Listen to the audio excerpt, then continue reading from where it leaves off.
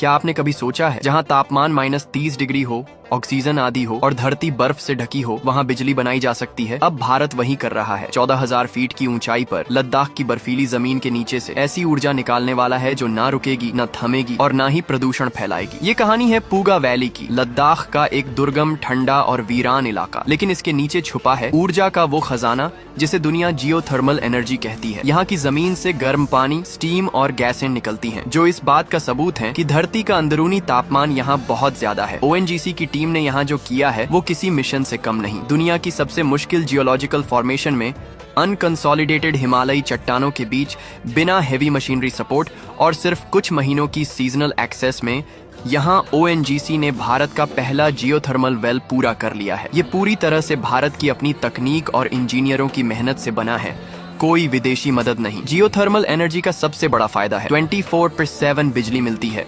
Weather से प्रभावित नहीं, न धुआं, न कार्बन और लगभग मेंटेनेंस फ्री।